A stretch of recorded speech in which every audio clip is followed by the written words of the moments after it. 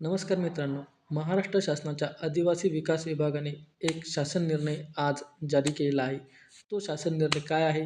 तर आदिवासी विकास विभागाच्या अंतर्गत व त्यांच्या नियंत्रणाखाली असलेल्या सर्व शासकीय आश्रमशाळा, अनुदानित आश्रमशाळा, केंद्रीय आश्रमशाळा व एकलव्य रेसिडेन्शियल स्कूलमध्ये जे काही नियुक्त शिक्षक आहेत, त्या सर्व शिक्षकांना TET अनिवार्य करण्यात आलेली आहे.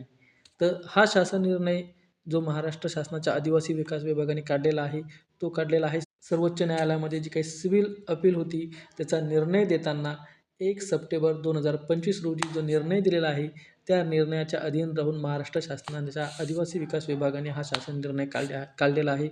आणि या शासन निर्णयानुसार आदिवासी विकास विभागाच्या नियंत्रणाखाली सर्व आश्रमशाळातील शिक्षकांना, प्राथमिक शिक्षकांना TET 2 वर्षाच्या आत म्हणजे 1 सप्टेंबर 2027 पूर्वी TET उत्तीर्ण होणे बंधनकारक केलेले आहे.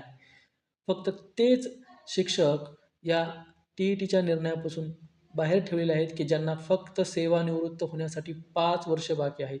म्हणजे ज्यांची सेवानिवृत्तीचे 5 वर्ष बाकी आहेत, ते सोडून इतर सर्व नियुक्त शिक्षकांना 2 वर्षाच्या आत म्हणजे 1 सप्टेंबर 2025 ते 1 सप्टेंबर 2027च्या आत त्यांना 3 संधीमध्ये हे TET उत्तीर्ण होणे बंधनकारक केलेले आहे.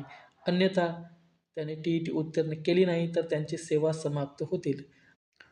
तसेच राज्यातील आदिवासी विकास विभागाच्या नियंत्रणाखालील सर्व अनुदानित आश्रमशाळांमधील जे प्राथमिक शिक्षकांची नियुक्ती आहे, ही नियुक्ती करताना जे शिक्षक TET उत्तीर्ण आहेत, अशाच शिक्षकांची नियुक्ती प्राथमिक शिक्षक म्हणून केल्या जाईल, असे या शासन निर्णयामध्ये